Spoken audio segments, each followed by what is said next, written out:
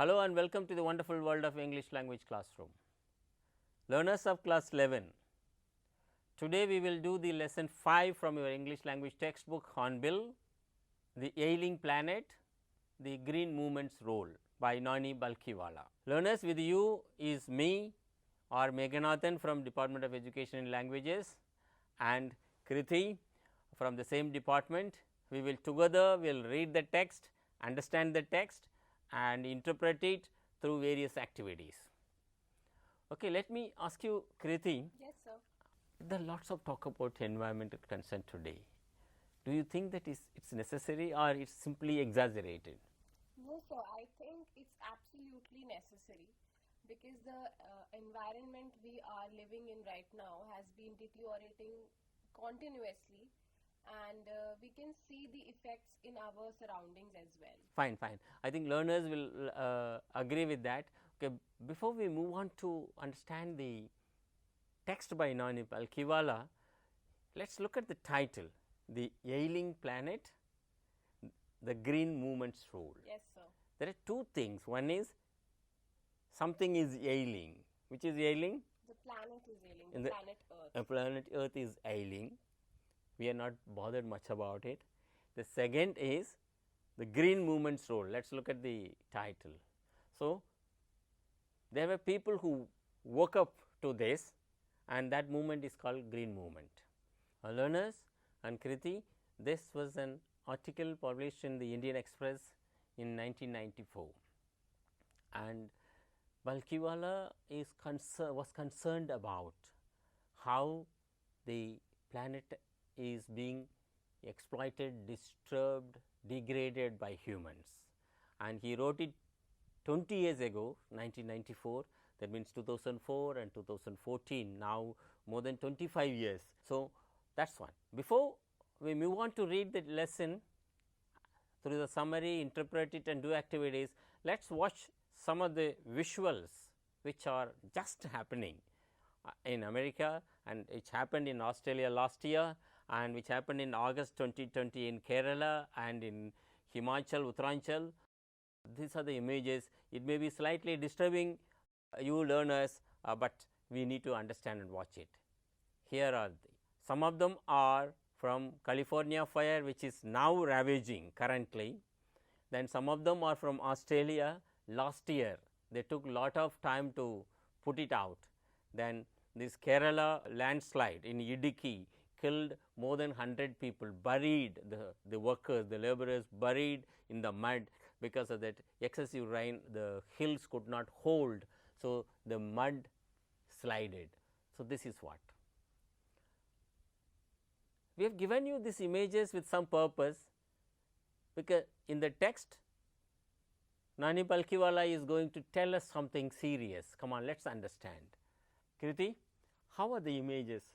So, the images look very horrific, and the destruction which has been made must have been very dangerous to the people around that area. Fine. Okay, come on. I'm going to stop you, but with the horror is not stopping. Learners, I am not scaring you, but this is a reality. Come on, watch this video, a very short video on Kerala landslide.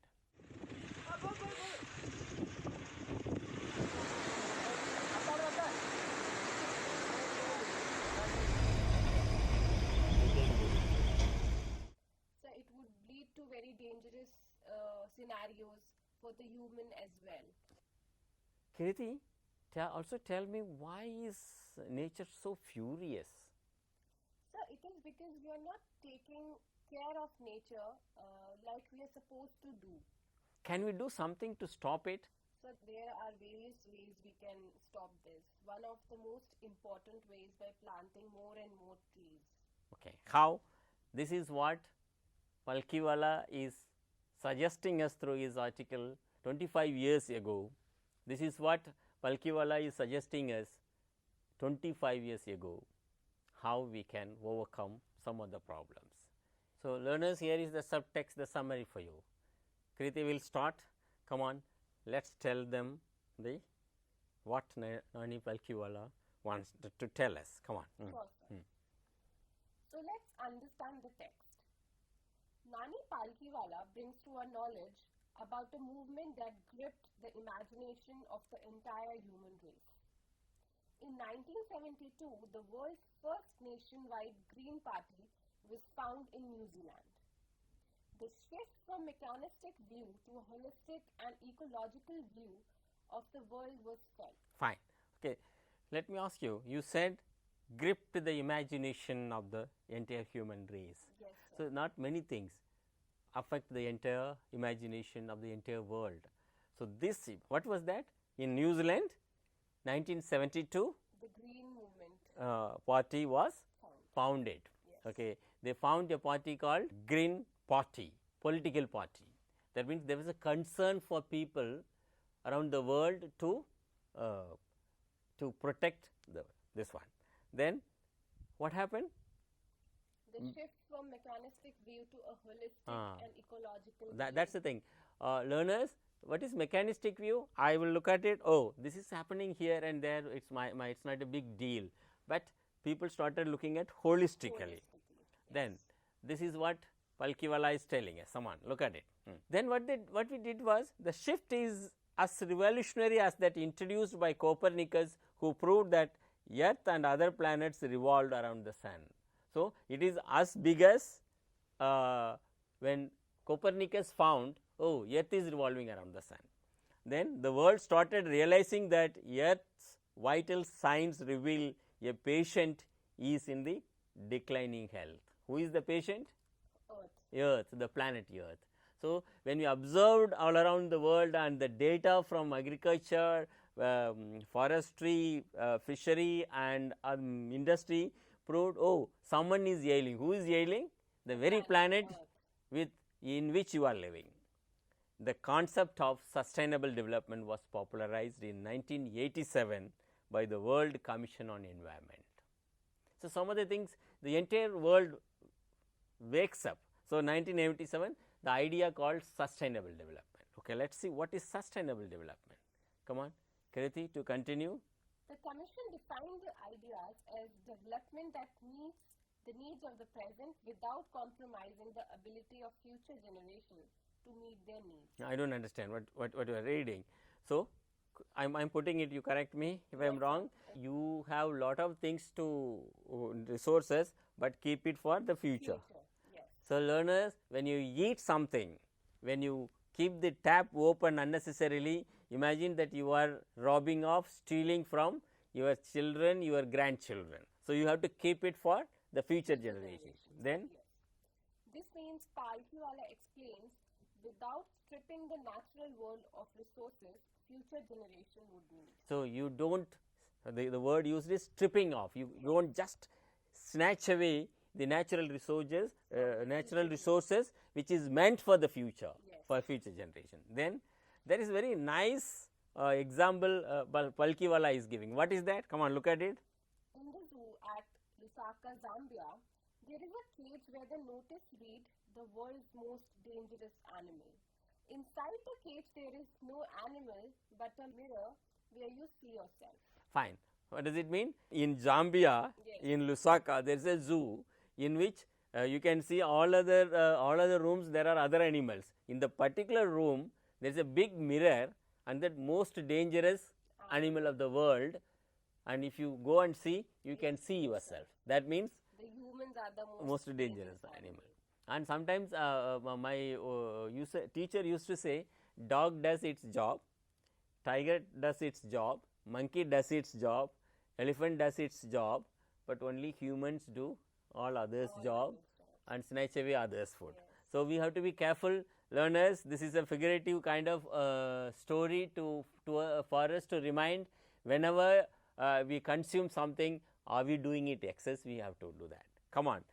Then Brandt Commission, which dealt inter alia among other things with the question of ecology and environment, raised the question, are we to leave our successors a scorched planet of advancing deserts, impoverished landscape and an ailing environment?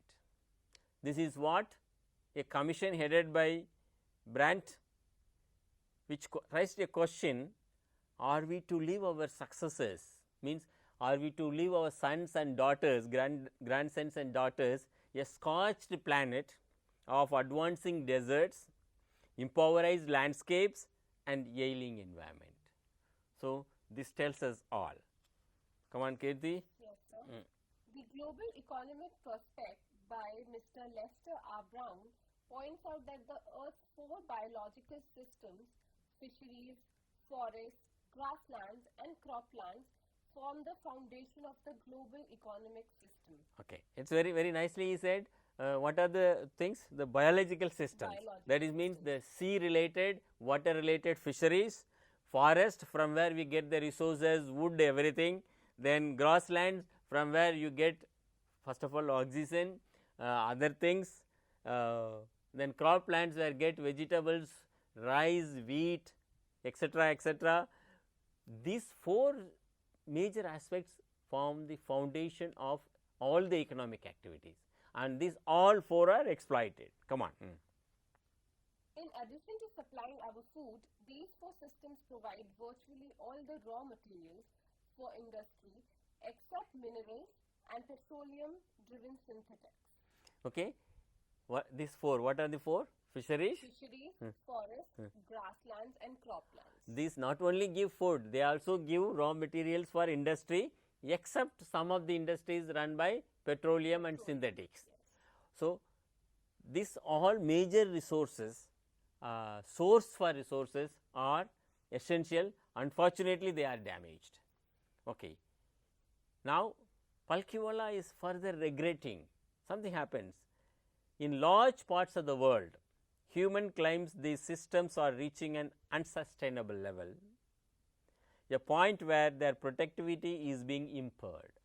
Meaning, large part of the world, these four sectors, the four domains of source for resources claimed by humans, we are claimed here, he says that exploited by humans to that extent that we can't sustain them. In poor countries, forests are being decimated in order to produce firewood for cooking. 1994, still majority of the world population use wood for cooking. So, forests are getting decimated. Several species of life face extinction as a result of this destruction. Not only this, the California fire has, Australia fire has eliminated, they say that more than 40,000 animals. Yes, sir. Even so, Amazon forest fire has affected drastically on the flora and fauna. So, yes, true. So, what to do with that? Come on. Palkhivala is not so pessimistic and desperate that there is a way to protect it. Come on. World Resources Institute says, we were saying that we are losing the forest at an acre a second, but it is much closer to an acre and a half to a second. Okay, every second we are losing 1 acre and half of the forest. Yes. Imagine, learners, this is very dangerous. Then what does the Indian Constitution say? Article 48A of the Constitution of India provides that states shall endeavour to protect and improve the environment and to safeguard the forest and wildlife of the country. Yo, Constitution says everybody should be protected, for forests should be protected, but what actually happens? Palkhivala regrets laws are never respected nor enforced in India. He is a jurist, he is a lawyer. Palkhivala further says, the Parliament's estimate committee highlighted the near catastrophic depletion of India's forest over the last 4 decades. Last 4 decades he meant up till 1990, that means 80s, 70s, 60s. After that 25 years more passed, you know how much we have got depleted. Large areas officially designated as forest land are already virtually treeless. So, you will say the area may be designated as forest, but there is no tree. So, the world population growth was 1 billion in 19th century. By 1900, that is 20th century, it was second billion reached, that means 2 billion was added in the 20th century, but in the at the end of the 20th century 3.7 billion people, that is almost the world population today is 5.7 billion. So, the burden of more and more people also one of the reasons for environmental degradation. Okay, now go ahead. Fertility falls as income rise, education spreads, and health improves. So, it is a universal truth now, economically, socially, politically. If people are educated, they get less number of children, then more health facilities, better education. The welfare economists like Amartya Sen, Keynes, they advocated adopt family planning, reduce population, then give good education, you will not worry about other things. Come on. Palkiwala states development is the best contraceptive. Rich get richer and the poor beget children, which condemns them to remain poor. Fine.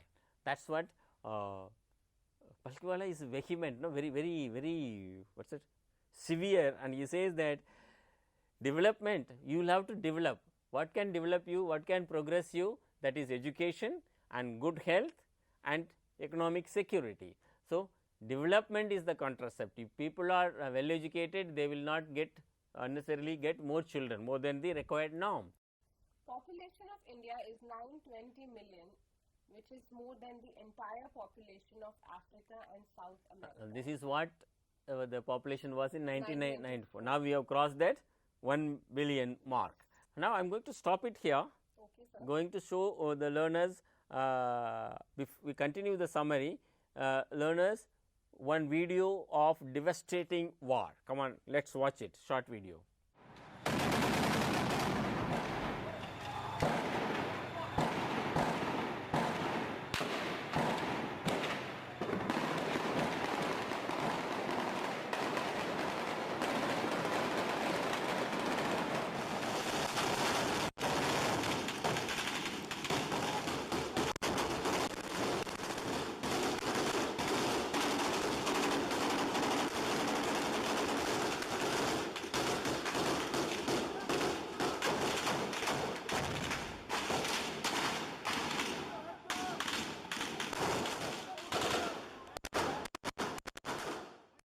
This video is Syrian war, which is also now happening. So, war is also damaging. Yes, sir. The war is also damaging. Even in 21st century, 2020, the world is fighting without knowing in some of the wars, most of the wars, why we are fighting and with whom we are fighting. So, come on, let us continue the lesson, the summary. Go ahead. For the first time in human history, we see a transcending concern, survival not just of the people but of the planet. Okay, what does it mean? So that means that we not only have to make the environment worthy for us, but we have to take care of the planet as a whole. So, not only humans are suffering, the whole planet is suffering. Yes, sir. Then the environmental problem does not necessarily signal our demise. It is our passport for the future. So some very deep statement, yes, profound statement. Yes, so, it is not that you will go away, you will be destroyed, but your future will not be fine, means you will be suffering with degraded resources, polluted life. Come on. So, what it leads to? If you want good passport to the good future, he says an era of responsibility. What is the era of responsibility? Era of responsibility, a holistic view, an ecological view, seeing the world as an integrated whole rather than a disassociated collection of parts. So, everyone today has a responsibility, whether it is American president, Indian prime minister, or a worker in the municipal corporation office or in the village agricultural farmer, everybody should take up the responsibility. That is what it is, the era of the responsibility. Look at, see, whatever happens somewhere in Mississippi or Amazon or in the corner of Tamil Nadu and Jammu Kashmir environmentally would actually affect someone else living in some other part of the world. So, we have to take up the responsibility. How it happened? Industry has the most crucial role to play in the new era of responsibility. industries are the first and foremost people who should actually come forward to reduce pollution, take up the responsibility. So, what kind of example Palkiwala gives? Come on. The chairman of DuPont, Mr. Edgar S. Bullard, who declared himself to be the company's chief environmental officer Instead of chief executive officer.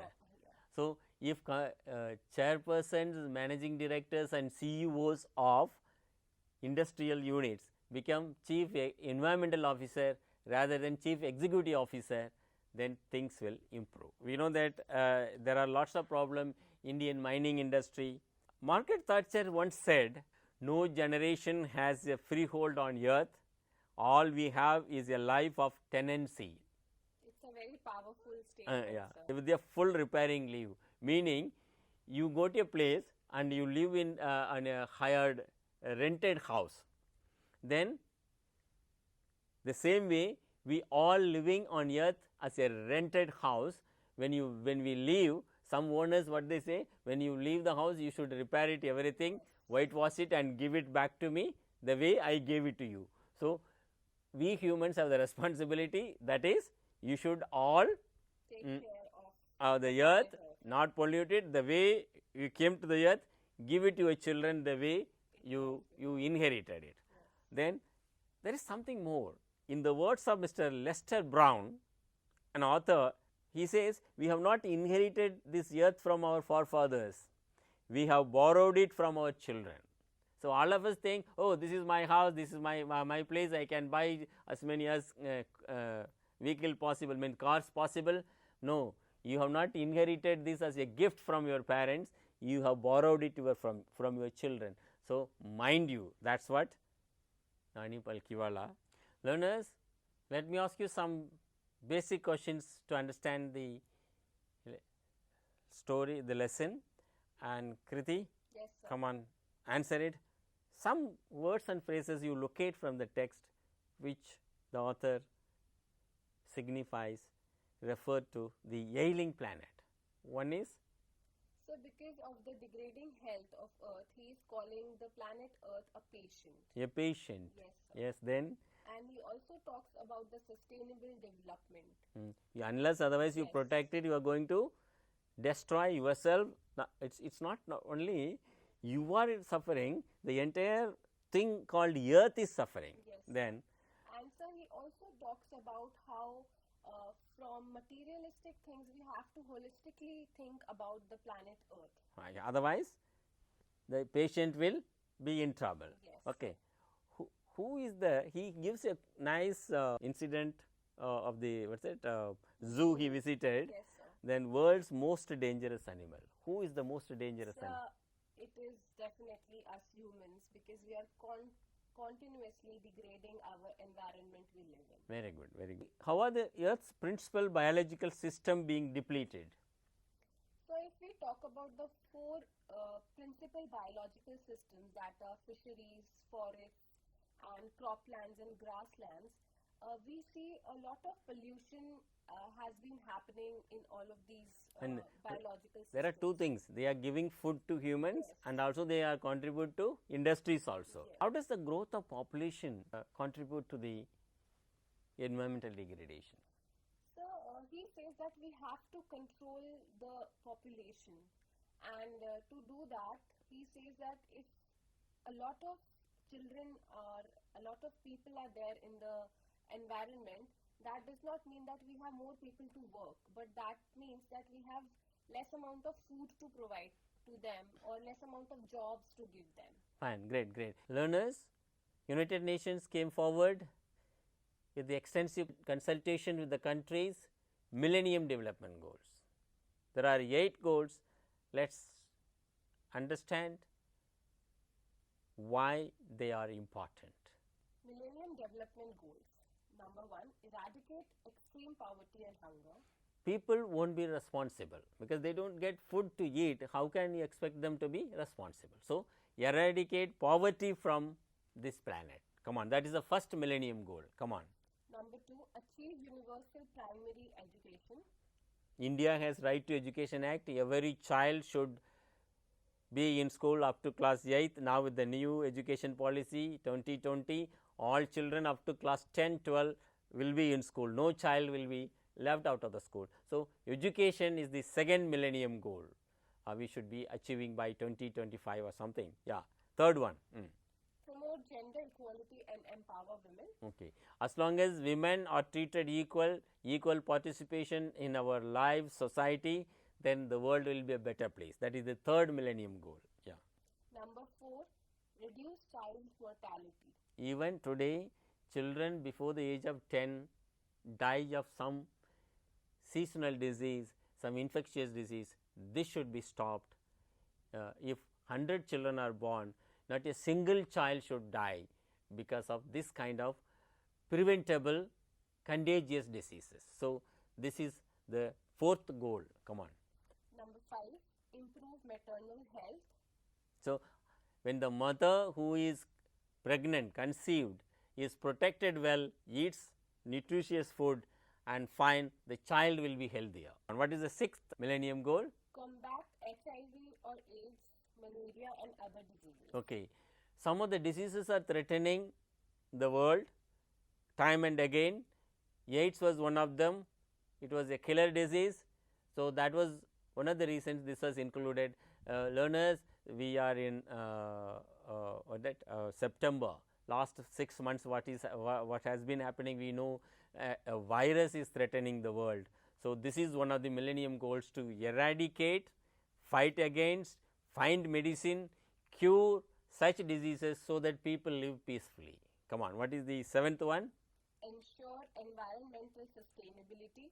Yeah, this is directly related to what Nani Palkiwala wanted us to do, protect the environment. This is one of the goals, and don't use plastic, these, that, all those laws were brought in. Come on, what is the eighth one, the last one, millennium development goal? A global partnership for development. See, one country, one person, one institution cannot work alone in isolation to protect the environment, because it's everybody. So, institutions and individuals, countries have to come together. This is also one of the, working together is a major thing.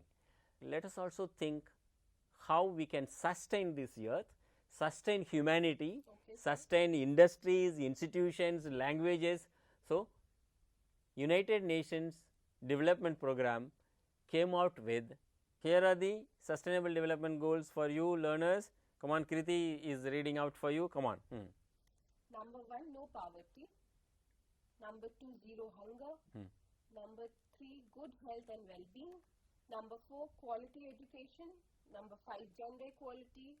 Number 6, clean water and sanitization. Number 7, affordable and clean energy. Number 8, decent work and economic growth.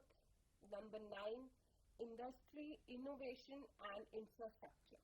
Number 10, reduce inequalities. Number 11, sustainable cities and communities. Number 12, responsible consumption and production. Okay, responsible consumption and production. So, not only eating, but also you have to produce. Come on. Number 13, climate action. Number 14, life below water.